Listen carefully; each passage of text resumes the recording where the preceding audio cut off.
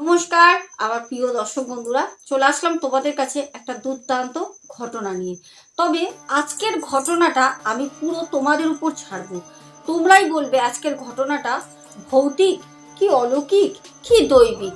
আজকে কিন্তু সম্পূর্ণ তোমরা জানাবে। তো পুরো ঘটনাটা আজকে তোমাদের সাথে শেয়ার করব। আজকে কিন্তু দুটো ঘটনা আছে। তো চলো আজকে দুটো ঘটনা ব্যাক টু ব্যাক শুধু শোনো। প্রথম ঘটনাটা তারাপীঠে ঘটে। হ্যাঁ, আমরা সবাই জানি তারা মায়ের ওখানে একটা পবিত্র স্থান।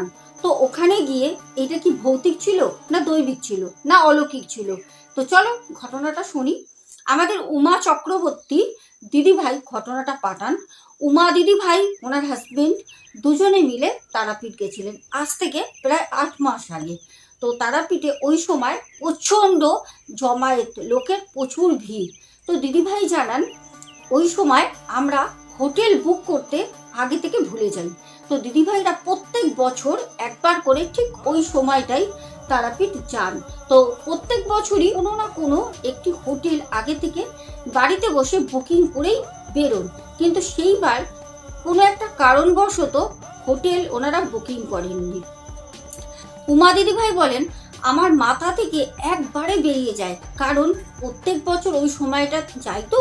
আর যখন 8 মাস আগে ঠিক ওই টাইমটায় একটুখানি প্রেশার ছিল, পারিবারিক একটু সমস্যার কারণে বুকিং করতে ভুলে যাই।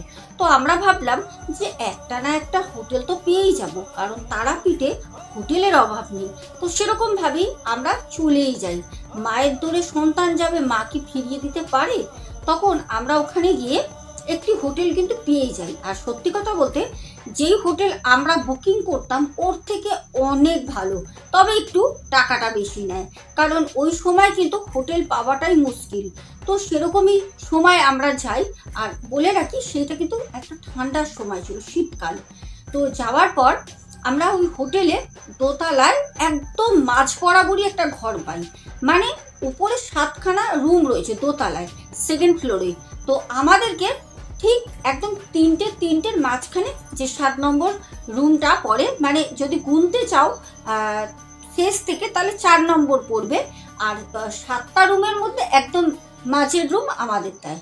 তো আমরা বললাম যে কোনো অসুবিধা নেই, যার যার রুম শেষে থাকবে, সে মাঝেই হোক আর কোণেই হোক আর প্রথমেই হোক, রুম নিয়ে কি আছে ভাই, পুজো দিতে এসছি।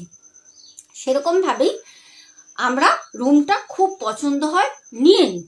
কিন্তু আমরা যখন মোটামুটি রুমে ঢুকি তখন দুপুর 1:30 বাজে। আমরা ট্রেনে করেই যাই, তারামা এক্সপ্রেস ধরে। তারপর দুপুর 1:30টার সময় আমরা রুমে প্রবেশ করি।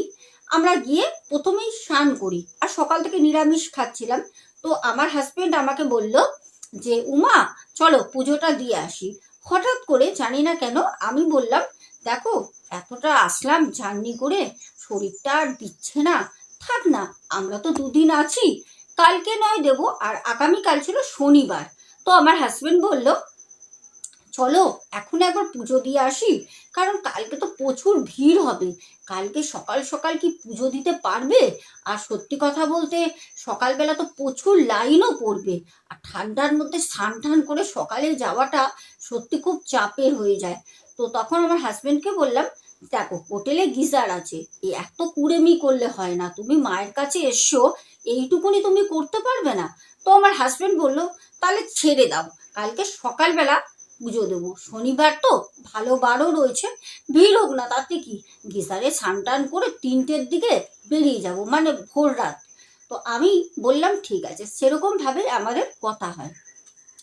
ঠিক আমরা একটু মায়ের মন্দিরে যাই বেরিয়ে, তারপর খাওয়া দাওয়া করি বাইরে, নিরামিষ খাই, খেয়ে দিয়ে আমরা রুমে চলে আসি, খাওয়াটা বাইরে দিয়ে কমপ্লিট করি, রাতের ডিনার। এবার এসে যখন রুমে শুয়ে রয়েছি, তো আমার হাজবেন্ড আমাকে বলছে যে উমা তুমি একটা কাজ করো, তুমি না অ্যালার্ম দাও। আমার হাতে ঘড়ি ছিল, ঘড়িটা অ্যালার্ম করা যায়, বলছে তোমার ঘড়িটায় অ্যালার্ম দিয়ে শোও। তো তাহলে পারে স্মার্টফোন তো সকালবেলা 3টের সময় তোমাকে অ্যালার্মটা বাজলে তুমি উঠলে আমাকে ডেকে দিও। তো আমি তখন বললাম যে কোনো অ্যালার্ম দিতে হবে না, কারণ এমনিতেই ফোনে কিন্তু সেরকম চার্জ নেই, যদি কোনো বশত কারণ চার্জ না হয় তাহলে তো উঠতে পারবো না, মায়ের নাম করে শোও, ঠিক দেখবে সকালবেলা উঠিয়ে দেবে। তো সেরকমভাবে আমরা রাতের বেলা খুব তাড়াতাড়ি সেদিনকে ঘুমিয়ে পড়ি, কারণ পরের দিন পুজো দেবো মাকে, পুজো দিতে যেতে হবে না মাকে, তার জন্য। তো এরকম সময় ঘুমাচ্ছি, অঘরে ঘুমিয়ে পড়ি, ও ঘুমিয়ে পড়ে আমিও ঘুমিয়ে পড়ি। হঠাৎ করে আনুমানিক তখন 2:45 আমাদের ঠিক গেটের যে ডোরটা রয়েছে, তখন ওই ডোরের মধ্যে না কেউ চুড়ি পরে থাকলে, যেরকম চুড়ি পরে না হাতে, চুড়ি পরে গেটের মধ্যে যদি কেউ মারে একটা শব্দ হয়। হাতে টোকা দেওয়া কাঠের গেট, তো সেখানে একটা আলাদা শব্দ হয়। যদি লোহা বা কোনো ধাতব জিনিস দিয়ে যদি টোকা দেওয়া হয় তারও কিন্তু একটা শব্দ হয়। তখন আনুমানিক 2:45 রাত, আমি সাথে সাথে না উঠে পড়ি। খুব আওয়াজ হচ্ছে, খট খট খট খট করে কন্টিনিউ, মনে হচ্ছে কেউ গেটের মধ্যে টোকা দিচ্ছে। আর অদ্ভুতভাবে আমার ঘুমটা যেই ভাঙে, আমি না এক প্রকার ভয় পেয়ে যাই। আমি বলছি কি হলো বাবা, এত রাত, এবার তখন তো টাইম দেখিনি যে আমাদের উঠতে হবে। আমি বলছি এত রাত, এই রাতে এত রাতে গেটের মধ্যে কে টোকা দিচ্ছে। এবার আমার প্রথমে ভয়টা লাগে হচ্ছে, দেখো মায়ের কাছে গেলে বেশিরভাগ ফ্যামিলি আমি দেখেছি মদ্যপ অবস্থায় ঘুরে বেড়ায়, বলে মায়ের নাকি মানে ওইটাই হচ্ছে প্রসাদ, ঠিক আছে, মদ খাওয়াটা। তো আমি ভাবলাম কি জানি রাতের বেলা এরকম কেউ পাশাপাশি রয়েছে ড্রিঙ্ক ট্রিঙ্ক করে আমাদের গেটে কি এরকম আওয়াজ ঠাওয়াজ করছে নাকি, কি করব। আর হোটেলে ফোন টোন করার কোনো রকম ফেসিলিটি নেই যে রিসেপশন থেকে রাতে কাউকে ডাকবো, প্রচণ্ড ভয় লাগে। তারপর কন্টিনিউ কিন্তু আওয়াজটা হচ্ছে, তখন আমি আমার হাজব্যান্ডকে ডাকলাম, যেহেতু আমরা দুজনই সিনিয়র পার্সন, আমাদের বয়সটাও ভালো, এবার কি করব। তখন আমার হাজব্যান্ডকে বললাম যে এই ওঠো না, দেখো না গেটে না কে আওয়াজ করছে, মনে হয় পাশাপাশি রুমের কোনো লোকজন হবে, বুঝেছো, রাতের বেলা খাওয়াটা বেশি হয়ে গেছে, এখন দেখো আমাদেরকে জ্বালাচ্ছে, আমরা বয়স্ক মানুষ কি করব বলো তো। তো আমার হাজব্যান্ড তখন আমাকে বলল যে আরে দাঁড়াও না, আমি উঠে দেখছি। আমি তখন ওকে গেঞ্জিটা টেনে ধরে বললাম না না তুমি যেও না, কারণ দেখো ওরা যদি ড্রিঙ্ক করে থাকে, একটা যদি অঘটন ঘটে যায়, মায়ের কাছে পুজো দিতে যাব, কটা বাজে দেখিও নি, আমি দেখছি দাঁড়াও, বলে ঘড়িটা দেখতে যাব। দেখতে গিয়েও ভুলে গিয়ে, কারণ হাজব্যান্ড যেহেতু দরজাটা খুলতে যাচ্ছে, তোর পেছনে পেছনে আমিও যাই। বিশ্বাস করবে না দর্শক বন্ধু, আমার গা কাটা দিচ্ছে। পরে যেটা শুনবে তোমরা, দিদিভাই বলে আমি দিদিভাই বলেন যে আমি গিয়ে আমার হাজব্যান্ডকে কোনো মতে গেট খুলতে দেবো না। তখনও কিন্তু ওরকম আওয়াজ হচ্ছে আর প্রচণ্ড ভয়ও লাগছে যে কি হবে কি হবে। তো এক প্রকার আমার হাজব্যান্ড আমার কথা না শুনে যখন গেটটা খোলে, ও মা, দেখি গেটটা খুলে দেখছি একটা ছোট্ট বাচ্চা, আনুমানিক 4 থেকে 4.5 বছর বয়স হবে, ঘাকড়া পরে রয়েছে আর কপালে একটা লাল টিপ, চুলগুলো ঠিক ছোট ছোট কোকড়ানো কোকড়ানো, ম্যাগি হেয়ার বলে, ঠিক ওই রকম। বাচ্চাটা না দেখে এক গাল হাসি আমাদেরকে। তখন আমার হাজব্যান্ড বলল, দেখেছো তুমি ভয় পাচ্ছিলে, ছোট একটা বাচ্চা মেয়ে, ওরা কি মামনি তুমিও পুজো দিতে যাবে, তুমি ঘুম থেকে উঠে স্নান করেছো, বাচ্চা মেয়েটাকে আমার হাজব্যান্ড বলছে। তো আমরা ভাবলাম নিশ্চয়ই হোটেলে কেউ, তারাও পুজো দিতে যাবে, বাচ্চাটাকে রেডি করে ছেড়ে দিয়েছে, ও করিডরটায় ঘুরে বেড়াচ্ছে। তখন আমি বললাম বাচ্চাটাকে যে তুমি কোথা থেকে এসছো মামুনি, তোমার বাড়ি কোথায়, তুমি কথা বলতে পারো না, তোমার মা বাবা কোথায়, তুমি একা ঘুরছো। এতগুলো কথা বলতে বাচ্চা মেয়েটা ঘুরে ওখান থেকে দেখলাম চলে গেল, মানে যেই দিক থেকে সিঁড়িটা উঠেছে একদম হোটেলের ফার্স্ট রুম ওই দিকে চলে গেল। তো আমরা আর সেরকম মাথা ঘামাইনি, ভাবলাম হয়তো ওইদিকে মা বাবা রয়েছে। আমরা আবার গেট বন্ধ করে চলে আসি রুমে। তখন আমার হাজব্যান্ড আমাকে বলল, আচ্ছা দেখো কটা বাজে, আমরাও চলো রেডি হই, ওনারাও তো বেরোচ্ছে। তখন আমি দেখলাম পুরো 3টে বাজে, পুরো 3টে। তো আমি বললাম ঝাঁকে 3টে বাজে, মনে হয় উঠতে পারতাম না, আওয়াজটা হচ্ছিল বলে বাচ্চাটা জাগিয়ে দিয়ে গেল। যাই হোক, কার নীলা কি কি কিছুই বুঝতে পারলাম না। তো আমরা স্নান টান করে রেডি হয়ে ওই 3:30 নাগাদ বাইরে বেরোই। বেরিয়ে দেখলাম হোটেলের নিচে মোটামুটি 4টের সময় ওরা গেটটা খোলে, সকালে বলেছিল। আমরা যেহেতু 3:30-3টের দিকে রেডি হই, তো আমরা গিয়ে দেখলাম গেটে তালা দেওয়া। তো তখন আমরা রিসেপশনে ওখানে দেখলাম কেউ নেই। তো অনেক খোঁজাখুঁজি করার পর দেখলাম স্টাফ রুম বলে একটা নেম প্লেট রয়েছে গেটের ওপরে। তো বুঝতে পারলাম যে হোটেলের যারা স্টাফ রয়েছে তারা ওই রুমটায় থাকে। তো ওখানে তোমাদের দাদা ভাই টোকা দেয়, টোকা দিতে একটি ছেলে অনেকক্ষণ ধরে ডাকার পর গুনগান গুনগান করতে উঠলো। উঠে তখন ওকে বললাম যে ভাই গেটটা খোলো, 4টে বাজতে যাচ্ছে, তো আমরা বেরোবো। বললো ঠিক আছে, কোনো অসুবিধা নেই, আমি খুলে দিচ্ছি। তো সেই ছেলেটি আবারও গিয়ে তার রুম থেকে গেটের চাবিটা নিয়ে এসে গেটটা খুলে দেয়, পুরো খুলে দেয়। বললো এই তো এবার সবাই যাবে পুজো দিতে, আজকে শনিবার, মা তাড়াতাড়ি যান। সেই ছেলেটি আবার আমাকে বলল যে মা আজকে শনিবার তো তাড়াতাড়ি যান, প্রচুর লাইন হবে, এমনিতে ঠান্ডা, অসুবিধা হবে না লাইনে দাঁড়াতে, গরমের সময় খুব কষ্ট হয়। তো তখন আমি বললাম হ্যাঁ ভাই, বলে আমার হাজবেন্ডকে নিয়ে আমরা হোটেল থেকে জাস্ট বেরিয়ে হয়তো 10 পা গেছি। তখন আমার হাজবেন্ড আমাকে বলছে আচ্ছা, তালাটা যদি আমরা খোলাই তাহলে ওই ফ্যামিলিটা ওরা চায়নি, ওরাও কি রুমেই রয়ে গেল? ইস, একবার চলো না রুমে গিয়ে। বাচ্চা মেয়েটা তো দেখলাম একদম সিঁড়ি থেকে উঠে কর্নারের রুমটার দিকে আসলো। তো মনে হয় ওরা বেরোতে পারেনি, দেখেছে গেটের লক করা, হয়তো রুমে চলে গেছে। ওরাও তো পুজো দেবে, বাচ্চা মেয়েটাই তো আমাদের ঘুম ভাঙালো, চলো না ওদেরকেও ডেকে নিয়ে আসি। আমি বললাম বেরিয়ে গেছি আবার যাবো, আচ্ছা চলো, বলে আমরা যাই। কি দুঃসাহসিক কাণ্ড ঘটাই আমরা শোনো। আমরা যখন উঠলাম দোতলার একদম কর্নারের ঘরটায়, বাচ্চা মেয়েটা এসছে ওইদিকে, তো আমরা ওখানে গেটে নক করি। তখন আনুমানিক 4:05 গেটে নক করি। অনেকক্ষণ নক করার পর গেট একজন খুলে। তো আমার হাজবেন্ড, এতক্ষণ গেট নক করছি কেউ খুলছে না, তো আমার হাজবেন্ড বলছে আহারে, ওরা মনে হয় নিচের গেটে তালা রেখে এসে শুয়ে পড়েছে, ঘুমিয়ে পড়েছে, সকালবেলা বেরোবে বলে সারা রাত বোধহয় 2 চোখের পাতা এক করতে পারিনি, দেখো কত দেরি করছে। আহারে, আমার হাজবেন্ড আমাকে বলছে। এই সময় ভিতর থেকে একজন ঘরটা খোলে। গেটটা যখন খুললো তখন দেখলাম কি বলবো, লুঙ্গি পরা সে এরকম ভুড়িওলা একজন কাকু আসে, আর ভর ভর করে মুখ দিয়ে, বুঝতেই পারছো, গন্ধ বেরোচ্ছে, রাতে মানে খুবই খেয়েছে। তো তখন আমি বললাম যে দাদা এরকম আপনারা কি সকালবেলা উঠেছিলেন, আপনাদের ঘরে বাচ্চা আছে? তখন বলছে না না, আমাদের ঘরে কোনো বাচ্চা নেই, তো আমরা পরে পুজো দিতে যাব। আপনারা কে, আপনারা পূজারি? এই সব ভুলভাল বলছে। তখন আমরা বললো আচ্ছা ঠিক আছে দাদা, কিছু মনে করবেন না দাদা, সরি দাদা, আমরা বুঝতে পারিনি, আপনি শুয়ে পড়েন, ডিস্টার্ব করলাম তার জন্য ক্ষমা করবেন আমার হাজব্যান্ড বলে ওখান থেকে আমরা সিঁড়িতে এসে দাঁড়াই। তো আমার হাজব্যান্ড তখন বলছে যে এইদিকেই তো বাচ্চাটা এসেছিল, তাহলে মনে হয় অন্য রুমের হবে, ছাড়ো বাদ দাও চলো। তখন আমি আমার হাজব্যান্ডকে বলছি দূর, আগেই চলে যেতাম, কত দেরি হয়ে গেল বলো তো। তখন ঘড়িতে দেখছি 4:15। আমার হাজব্যান্ড বলল চলো কোনো অসুবিধা নেই, সবই মায়ের ইচ্ছা, বলে আমরা ভালো মতো, একদম ভালো মতো পুজো দিই। আমাদের 8টার মধ্যে পুজো হয়ে যায়, আমরা 4:30 মন্দিরে যাই, 8টার মধ্যে পুজো হয়ে যায়, ঠান্ডায় ঠান্ডায় কোনো অসুবিধা হয়নি। তারপর আমরা হোটেলে ফিরে আসি। তো আমার হাজব্যান্ড বলল তুমি হোটেলে যাও, আমি একটুখানি বাইরে দিয়ে কচুরি নিয়ে যাই, আর পুজো দেওয়া হয়ে গেছে, আজকে একটু মটন দিয়ে ভাত খাবো, মটনটা কিনে কি রান্না করাবো না হোটেলে খাবে? আমি বললাম আগে রুমে যাই, রেস্ট করি, পরে ভাবনা চিন্তা হবে, বলে আমি রুমে একা চলে আসি। ও হোটেলের বাইরেই একটা দোকান রয়েছে, ওখানে কচুরি কিনছে।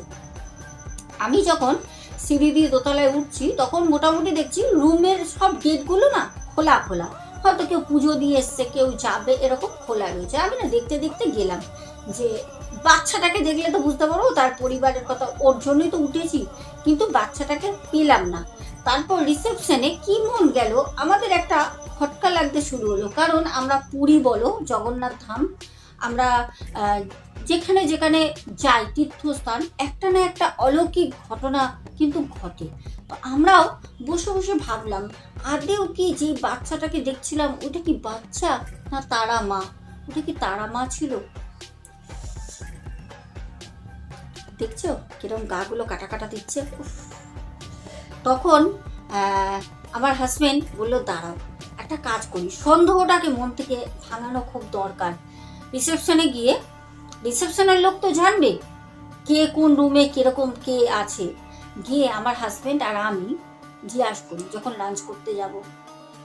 তারা বলল কোনো ছোট বাচ্চা নিয়ে এরকম কেউ দোতলায় কেন, নিচেও কেউ নেই, গ্র্যান্ড ফ্লোরেও কেউ নেই, ওপরেও কেউ নেই। তাহলে ভাবো সেই যে বাচ্চাটা রাত্রেবেলা 3টের সময় এত সুন্দর লাল একটা ঘাগরা পরা, লাল একটা কপালে টিপ, সেই বাচ্চাটা কে? যখন গেট খুললাম এক গাল তার হাসি, তাহলে কি সেটা তারামাই ছিল? হ্যাঁ, ওটা তারামাই ছিল। আসলে আমরা উঠতে পারবো কি পারবো না, আমরা মানে দোতারায় পড়ে গেছিলাম, কি করব। মাই আমাদের এক প্রকার বাচ্চা মেয়ের রূপ ধরে জাগিয়ে দিয়ে যায়। তো প্রথম ঘটনাটা কেমন তোমরা কিন্তু বলবে। দ্বিতীয় ঘটনায় যাব। এই ঘটনাটা তোমরা অনেকেই হয়তো জানো, তবুও আমি তোমাদেরকে বলছি। সেটা হচ্ছে আমাদের নৈহাটির বড় মা। নৈহাটির বড় মা ধনন্তরী মায়ের কাছে যদি কোনো আশা আকাঙ্ক্ষা, কোনো স্বপ্ন নিয়ে যাও, মায়ের কাছে সেই ইচ্ছে যদি মন দিয়ে তুমি মানত করে আসো, মনে মনে যদি তুমি মাকে সত্যি ডেকে বলো, মা কিন্তু সেই স্বপ্ন তোমার পূরণ করবেই। আর তার প্রত্যক্ষ প্রমাণ হচ্ছে আমি। ঠিক আছে, তো চলো আমরা যখন প্রথম বড় মায়ের কাছে যাই, আমি যাই হচ্ছে 2023-এ বড় মায়ের কাছে প্রথম। আর সেই ব্লগটা কিন্তু মিনি ব্লগ তোমাদের সাথে শেয়ার করা আছে, ঠিক আছে। দেখবে নৈহাটিতে আমি কিন্তু প্ল্যাটফর্মে নাচ করছিলাম একটা আনন্দে। তো যাই হোক, আমি তোমাদের বলে দিলাম ইয়েলো কালারের একটা টি শার্ট পরেছিলাম। তো এবার ঘটনাটা বলি। যখন আমি যাই তখন ওখানে বিশ্বাস করবে না, কৌশিকী আমাবস্যার দিন আমি যাই। আর আমি নিজেও জানতাম না যে সেই দিনকে কৌশিকী আমাবস্যা। কারণ আমি অনেক দিন ধরে, বিশ্বাস করবে না, 2 থেকে 3 বছর ধরে আমি বড় মায়ের নাম এই মোবাইলের মারফতে অনেক শুনেছি। সোশ্যাল মিডিয়ায় এত ভাইরাল হয়েছে বড় মা নৈহাটির বড় মা। আর শুধু লোকের মানে শুনতাম যে এই মানুষটার এই হয়েছে, এই মানুষটা এই হয়েছে, এত মানুষ মায়ের কাছে গিয়ে হা হা করে কাঁদে। সেই সব জিনিসগুলো আমি দেখে আমার না মানে শুধু ইচ্ছা করতো আমি মায়ের কাছে যাব। কিন্তু বিশ্বাস করো আমি কোনো মতে যেতেই পারতাম না। কিন্তু একদিন আমি বাড়িতে সবাইকে বলি যে যাবে গো, চলো না। সবাই না নানা রকম কাজের শুধু বাহানা দিয়ে কাটিয়ে দেয়। ও বলে আজ যাব, ও বলে কাল যাব, ও বলে না আজকে যাব না, আজকে মেঘ করেছে, না এখন ট্রেনে ভিড় হবে, এরকম করে কোনো মতে যাওয়া হচ্ছে না। একদিন আমি তোমাদের বলছি, তোমরা বুঝতে পারবে। দেখো তোমরা দেখে নাও, এটা তোমাদের কোনো ফেক লাগবে না। শুধু দেখো স্ক্রিনটা ভালো করে দেখো। আমি যে বলছি মায়ের কথা, আমি জানি মা আছেন। তো যাই হোক, এক প্রকার আমি জানি না যে কৌশিকী আমাবস্যা। আমি আগের দিনকে আমার ছেলেকে বলছি যে বাবা চল না, তুই আমি দুজনে যাই। তো আমার ছেলে তখন বলল এত দূরে তুমি পারবে? আমি বললাম কেন, দূর আমি কোথায় টালিগঞ্জ চলে যাই শুটিংয়ে আমাদের স্টুডিও, আর মায়ের কাছে যেতে পারবো না? আমাদের বাড়ি থেকে তো সামনে। তো তখন বলল যে ঠিক আছে চলো। দুপুরবেলা যাব বলেও আমার ছেলে বলল মা বাইরে খুব মেঘ করেছে, যাবো না। সেদিনকে সত্যি মেঘ করেছিল। এই 2023-এর কৌশিকী আমাবস্যার আগের দিনের কথা বলছি, তোমরা মিলিয়ে দেখতে পারো, ঠিক আছে। তো তখন আমার ছেলে বলল যে মা মেঘ করেছে, যাব না। তখন 4টে বাজে বিকেল। তা আমি বললাম ঠিক আছে, তাহলে তুই আমাকে গা ছুঁয়ে বল যে মা আমি কালকে সকালবেলা যাব, তুই দিব্যি কর কালকে সকালবেলা যাবি। বিশ্বাস করবে না দর্শক বন্ধু, তোমাদেরকে বলছি আমার না বুকের ভেতরটা মানে মনে হচ্ছে না বেরিয়ে আসছে। মানে আমি কবে মায়ের কাছে যাব আর নৈহাটির বড় মায়ের মুখটা আমি দর্শন করব। জানি না কেন আমার না হাতটা না মনে হচ্ছে ছটফট করছে, মাকে দেখতে পাচ্ছি না। ওই বলে না, দেখবে যে খুব ভালোবাসার মনের মানুষকে দেখার জন্য যখন শরীর মন খুব অস্থির করে, না দেখতে পারলে যেরকম বুকের ভিতরে একটা ফিল হয়, ঠিক সেরকম আমার হচ্ছিল। তো আমি ছেলেকে বললাম বাবা কালকে যাই হোক, কালকে কিন্তু যাবই। তো ছেলে আমার গা ছুঁয়ে বলল যে যাও মা, কেউ তো তোমায় নিয়ে যায় না, তুমি আমার সাথে যেও, আমি যাব। বিশ্বাস করবে না দর্শক বন্ধু তোমরা, আমি সকালবেলা 3:30-র সময় সকালবেলা উঠেছি, ভোর 3:30, অন্ধকার ঘুটঘুট করছে বাইরে, উঠে চান করি, চান ঠান করে পরিষ্কার হই, ঠিক আছে। হয়ে আমার ছেলেকে বললাম যে বাবা ওঠ, আজকে তো মায়ের কাছে যেতে হবে, চল, এক মা তোকে আর এক মায়ের কাছে নিয়ে যাবে। তো ছেলে দেখলাম এক কথায় উঠে গেল, এক ডাকে উঠে দেখলাম ও বললো মা স্নান করবো? আমি বললাম হ্যাঁ, বেশ ঠান্ডা ঠান্ডা লাগছিল। ও গিয়ে স্নানটা করে আসলো। তারপর আমরা দুজনে সকালবেলা ভোর 4টের সময় বাড়ি থেকে বেরোই। আমাদের বাড়ির লোকগুলো বাধা দিল, বলল এখন যাস না, ভোর 4টের সময় কেউ যায়? 6টার দিকে বাড়ি থেকে বেরোবি। আমি বললাম না, 4টের সময় যাব। তো জানতামও না মায়ের মন্দির কখন খোলে, কি কিছু বৃত্তান্ত আমি জানি না। প্রথম আমি যাচ্ছি। আমি নৈহাটিতে যখন পৌঁছই তখন 5:30 বাজে। 5:30, বাড়ি থেকে 4টেয় বেরোই। আর আমার বাড়ি থেকে স্টেশন বেশি দূরত্ব না, ওখান থেকে নৈহাটি যেতে কত সময় লাগে? 30 মিনিট খুব জোর হলে। তো যাওয়ার পর ওখান থেকে এবার দেখছি নৈহাটি স্টেশন ফাঁকা ফাঁকা, খুব অল্প সংখ্যক দোকান খুলেছে। তো আমি তো চিনি না, গিয়ে জিজ্ঞাসা করলাম। তখন একজন চায়ের দোকানের একজন কাকু, সে না খুব সুন্দরভাবে বলে দিল, এখান থেকে যাও, চলন্ত সিঁড়ি আছে, উঠবে, উঠে 1 নম্বরে যাবে। 1 নম্বরের একদম যেখান থেকে সিঁড়ি নেমেছে ওরকম নেবেই দেখবে সিঁড়ির একদম গা ঘেঁষে রাস্তা বেরিয়ে গেছে রোডে। আর যেই রাস্তাটা বেরিয়ে গেছে ওই রাস্তা ধরে সোজা গেলেই হেঁটে মায়ের মন্দির, একদম সোজা পথ। তখন উনি বলে দিলেন। ওরকমভাবে আমি খুব আনন্দে, মানে নৈহাটি পৌঁছেছি মানে মায়ের কাছে চলে যাব, যার জন্য আমি চলন্ত সিঁড়িতে দাঁড়িয়ে দাঁড়িয়ে নাচও করলাম। তো যখন আমি পাগলের মতো, মানে এমনি কোনো গানে ঠানে না, নাচ করছি, খুব মানে তখন না মানে মনে হচ্ছে না যে মাথায় কত চিন্তা, কত চাপ, কত কিছুই না। মায়ের কাছে যাচ্ছি তো মনটা, মানে আমি সেই আনন্দটা তোমাদের বলে বোঝাতে পারবো না। তো আমি ওরকমভাবে হাঁটছি, খুব ভালো লাগছে, খুব ভালো। শরীরটাও খুব কদিন ভালো ছিল না, বিশ্বাস করবে না। নৈহাটিতে যাওয়ার পর মায়ের কাছে যাব বলে শরীর মন সব ভালো হয়ে গেছে পুরো। হেঁটে হেঁটে যাচ্ছি, ছেলে আর আমি। তো সবাই দেখছি অটো রয়েছে, রিক্সা রয়েছে ওখান থেকে যাওয়ার জন্য। সবাই বলছে যে যাবেন বড় মার কাছে? আমি বললাম না, হেঁটে যাব। হেঁটে গেলাম। ওমা, দেখি কি রাস্তায় রাস্তায় কত ফুল, সিঁদুর, আলতা, ধূপকাঠি, মোমবাতি মায়ের সবাই বিক্রি করছে। তো সত্যি কথা বলতে আগের দিনকে রাতের বেলা আমি সব এনে রেখেছিলাম, সন্দেশ, ফুল। যদিও ফুলটা অনেক শুকিয়ে গেছিল, তবু আমি সেটাই আমার মন থেকে আমি নিয়ে যাই মায়ের জন্য। তারপর গিয়ে দেখলাম লাইন কি, ওরে বাবারে বাবা, আমি আশা করিনি, আশার বাইরে লাইন। তখন সবাই বলছে আজকে তো কৌশিকী অমাবস্যা। আমি কি বলবো দর্শক বন্ধু তোমাদের, এগুলো না সত্যি মানে ফিল করতে হয়। আবারও দেখো, আমি তোমাদের বলছি বারবার করে, শুধু দেখো কি অবস্থা, মানে এগুলো কিছু বলার মতো না। আমি তখন বললাম আজকে কৌশিকী অমাবস্যা, আর আজকে মা আমাকে ডেকে আনলো। সত্যি কথা জানো, যদি বড় মা না ডাকে না, তাহলে তুমি কোটিপতি হও না কেন, মায়ের কাছে যেতেই পারবে না, পৌঁছতেই পারবে না, সেটাও আমি তোমাদের বলবো। যাই হোক, তারপর আমি লাইন দিলাম। তারপর লাইন দেওয়ার পর সবাইকে জিজ্ঞাসা করছি যে কটার সময় মন্দির খুলবে। সবাই বললো 8:30টার সময়। আমি বললাম এখন তো 6টা বাজে, মায়ের মন্দিরে যখন যাই 6টা বাজে। তখন বললো 8টা 8:30টায় খুলে দেবে। এবার কৌশিকী অমাবস্যা বলে হয়তো আগেও খুলতে পারে। লাইন মায়ের মন্দির থেকে গঙ্গার ঘাট ছাড়িয়ে বেঁকে আবার লাইন হাফ চলে এসছে রাস্তা, মানে বুঝে নাও। কিন্তু আমি দাঁড়িয়েছি কম করে 70 জনের পেছনে লাইন পেয়েছি 6টার সময় গিয়ে। আর ভাবো, বাড়ির লোকের কথা শুনে বাড়ি থেকে 6টায় বেরোলে তাহলে আমার কি হতো। যাই হোক, সবই মায়ের ইচ্ছে, জয় মা, বড় মা। তো আমি লাইনে দাঁড়াই। 8টার সময় পুরো একদম খুলে দেয়, ঠিক আছে, গেট খুললে সবাই দেখছি যাচ্ছে। কি যে আনন্দ, মায়ের সাথে দেখা করবো, উফ, আমি কি বলবো তোমাদের। আমি মায়ের যখন প্রথম মুখটা দেখলাম নিচে, এখন তো নিচে করে দিয়েছে, আমি যখন গেছিলাম তখন দোতলার উপর মা থাকতো, নৈহাটির বড় মা। নিচে মায়ের একটা মূর্তি করা রয়েছে, দেখে না রীতিমতো, আমি জানি না কেন মায়ের কাছে প্রচুর মানুষকে আমি সোশ্যাল মিডিয়ার তরফ থেকে দেখেছি যে মায়ের কাছে কাঁদে, গিয়ে কাঁদে। আমি না যখন দেখতাম তখন ভাবতাম এই মা পাগলের মতো কাঁদছে কেন মায়ের কাছে গিয়ে। মাকে তো বললে, মন দিয়ে ডাকলে মা সেটা পূরণ করে দেয়, কাঁদার কি আছে। বিশ্বাস করবে না, তোমরা আমার ফ্যামিলি, তোমাদের কাছে আমার লজ্জা নেই বলতে, আর এটা লজ্জার কোনো বিষয় না। যখন মায়ের কাছে আমি ঢুকলাম, জানি না মায়ের মুখটা দেখে আমার নিজেরই চোখ দিয়ে না জল বেরোচ্ছে।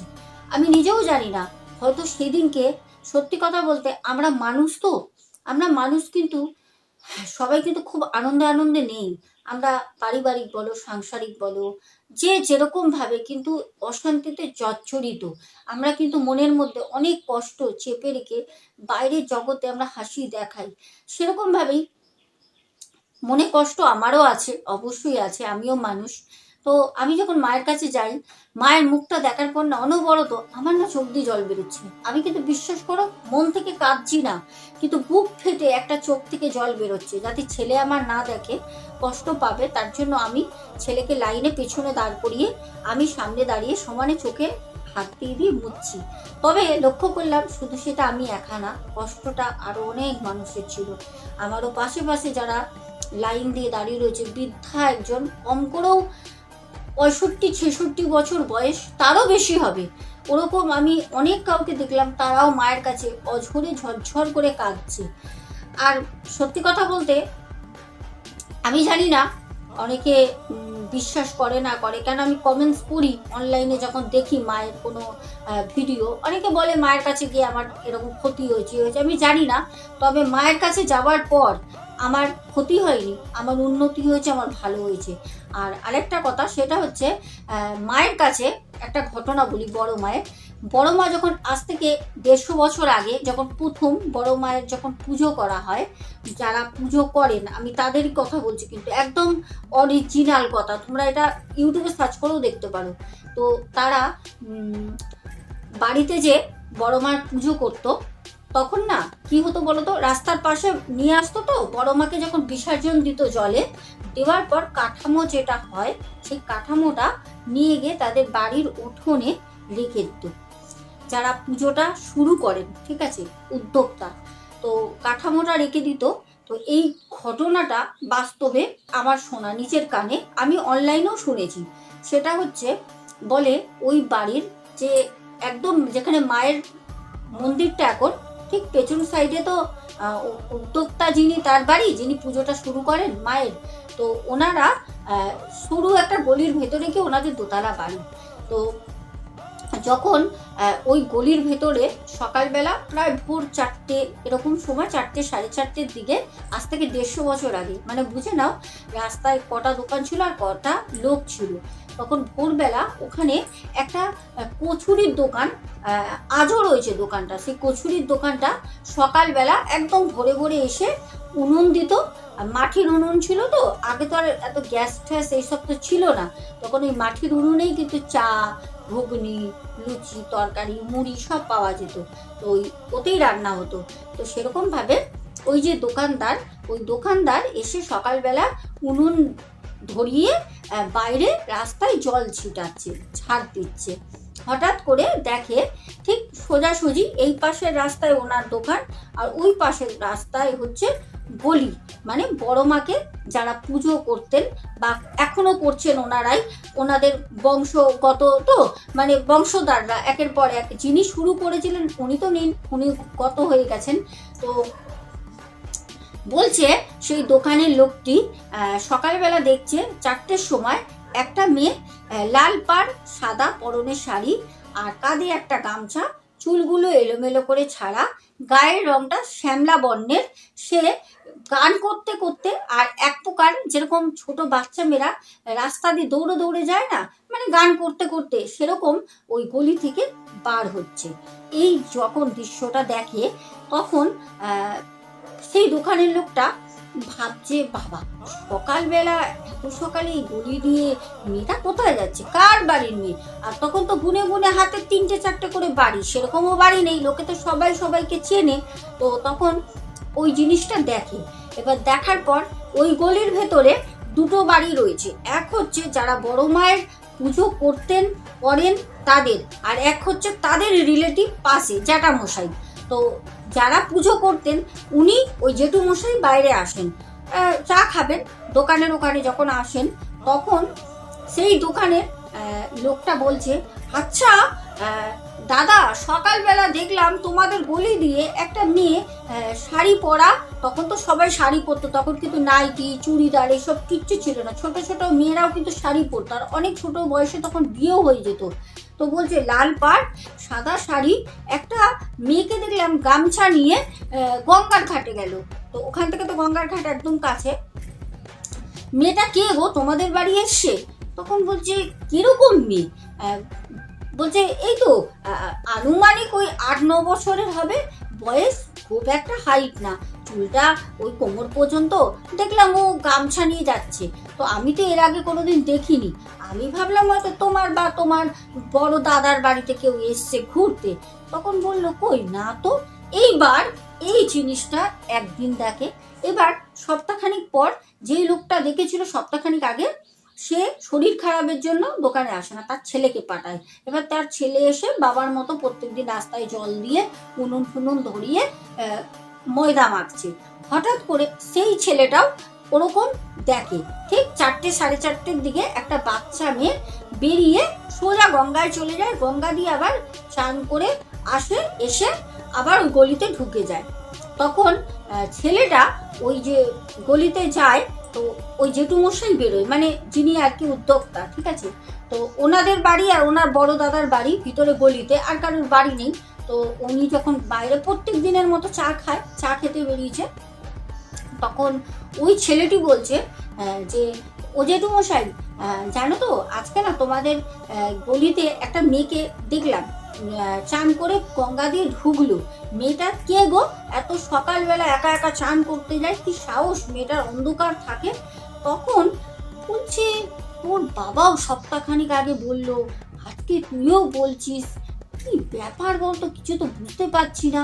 এরকম মেয়ে তো আমাদের বাড়িতে নেই, দাদার বাড়িতেও তো নেই। কে রে গলিতে ঢোকে, আর ওই গলি দিয়ে অন্য গলিতে যাওয়ার রাস্তা নেই। তখন ওই জেঠুমশাই ওই দোকানের ছেলেটাকে বললো, দেখ বাবু, আমরা তো তখন ঘুমাই, তুই তো আসিস, তুই কালকে যদি আসিস একটু লক্ষ্য করবি তো যে মেয়েটা কার বাড়িতে ঢোকে, চোর টোর না তো, হয়তো ফুল টুল চুরি করতে যায়, তুই একটু দেখবি। তখন ছেলেটা বললো, না মেয়েটাকে তো আমি আর বেরোতে দেখিনি, আমি তো গলির দিকে কাজ করছি আর তাকিয়ে দেখছি, কেন সোজাসুজি তো এইদিকে দোকান আর ওইদিকে গলি আর রাস্তা। তো তখন সেই জেঠু মশাই বলল ঠিক আছে তুই একটু দেখিস। ছেলেটা বলল ঠিক আছে জেঠু, আমি দেখব। এইবার উনি বাড়ি গিয়ে বাড়ির লোককে বলেন যে আচ্ছা জানো তো এরকম ওই দোকানের ছেলেটা বলল, ওর বাবাও বলল সপ্তাহখানিক আগে এই গলিতে নাকি একটা মেয়ে ঢোকে, শ্যামলা গায়ের রং, গঙ্গা দিয়ে স্নান করে আসে। কি বলো তো, ফুল টুল কি গাছে ঠিক পাও? তখন ওনার বউ বলছে যে হ্যাঁ গাছে তো ফুল ঠিকই থাকে, কই সেরকম ভাবে কিছু লক্ষ্য তো করিনি। তখন বললো ঠিক আছে যাক। এবার ওই দোকানের ছেলেটা পরের দিনকে আবারও সকালবেলা দোকান খুলে, তার বাবার শরীর খারাপ, জ্বর হয়েছে, দোকান খুলে বসে আছে, দেখছে মেয়েটা গামছা কাঁধে দিয়ে, চুল ছাড়া, সাদা লাল পাড় শাড়ি পরে, শ্যামলা বর্ণের, ঠিক এক প্রকার বলতে পারো নাচতে নাচতে গঙ্গায় যাচ্ছে, মানে কাঁধে নিয়ে এরম এরম করে নাচতে নাচতে গঙ্গায় যায়। তখন ওই ছেলেটা জেঠুমশাই বলে গেছে, তো বলছে এবার যখন ও আসবে তখন না পেছনে পেছনে গিয়ে দেখবো কার বাড়ি যায়, ও কি করে। এবার সেই মেয়েটা যখন চান করে আসে, এসে গলিতে ঢোকে, ও কি করে পেছনে পেছনে পেছনে ফলো নেয়, নিয়ে নিয়ে যায় ওই গলিতে। ও তো ওর মতো চান করে গামছা মাথায় জড়িয়ে একদম চুপচাপ হেঁটে হেঁটে চলে যাচ্ছে, আর ছেলেটা পেছনে পেছনে যাচ্ছে। ছেলেটা দেখে যারা ওখানে এখনো পর্যন্ত মায়ের পুজো করছেন, ওনাদের বাড়িতে যে কাঠামোটা প্রত্যেক বছর তো ওনারা পুজো করতেন, ওই কাঠামোটা তো কখনো জলে ভাসায় না, মাকে তো মাকে গঙ্গায় বিসর্জন করে মায়ের যে পাঠান কাঠামোটা থাকে সেটা নিয়ে এসে ওনারা তুলসী মঞ্চের কাছে রেখে দিয়েছে। ছেলেটি দেখছে দোকানের ওই যে মেয়েটি ঠিক ওই কাঠামোর কাছে গেল, গিয়ে ভোর রাত্রে আস্তে করে ওখানে মিশিয়ে গেল, পুরো মিলে গেল, নেই আর। ও ওই দৃশ্য দেখে দৌড়ে দৌড়ে দোকানে চলে আসে, ভয় পায়।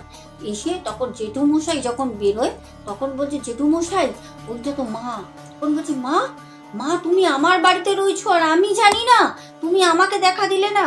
তখন বলছে যে আমি আজকে পেছনে পেছনে গেছি, যখন চান করেছি মেয়েটা যাচ্ছিল আপনাদের বাড়ির ঠিক তুলসী মঞ্চের কাছে যে কাঠামো রয়েছে মায়ের, ঠিক কাঠামোর কাছে গিয়ে একদম মিশিয়ে গেল, আমি আর দেখতে পারিনি। এটা হচ্ছে সত্যি ঘটনা। আজকে তোমাদেরকে বললাম, আরও অনেক ঘটনা আছে বড় মায়ের, যদি তোমরা জানতে চাও অবশ্যই বলো, আমি তোমাদের জন্য শেয়ার করব। আজকে তোমাদের দুটো ঘটনা কীরকম লাগলো? প্রথম ঘটনাটা কি ভৌতিক ছিল না অলৌকিক ছিল, আর এই ঘটনাটা তোমাদের বড় মায়ের কীরকম লাগলো? আমি সবাইকে বলবো, যারা যেখান থেকে থাকো না কেন, আজকের ঘটনাটা ক্যামেরার ওপার থেকে শুনছো, অবশ্যই যদি তোমাদের মায়ের কাছে আসতে ইচ্ছা করে, জীবনে একবার নৈহাটির বড় মায়ের কাছে এসে ঘুরে যেও। আজকে আসবো, সবাই খুব ভালো থেকো। আর তোমাদের উদ্দেশ্যে বলে দিই, স্ক্রিনে দেওয়া নাম্বারে তোমরা অবশ্যই আমাকে ঘটনা শেয়ার করো, হোয়াটসঅ্যাপ করো। প্রতিটা ঘটনা ডিসক্রিপশন বক্সে আমার ইমেলটা পিন করা থাকে, চাইলে মেল করেও ঘটনা শেয়ার করতে পারো। জানি না এত গরমের মধ্যেও তোমাদের সাথে মায়ের যে কথাগুলো বললাম, আমার হয়তো মুখে দেখতে পাচ্ছ ঘাম, কিন্তু মনটা না একদম শান্তি হয়ে গেছে, বিশ্বাস করো। জয় মা, বড় মা। আজকে আসলাম, সবাই খুব ভালো থেকো। দেখা হবে আগামীকাল রাত 10টায়। আজকের মতো টাটা, গুড নাইট।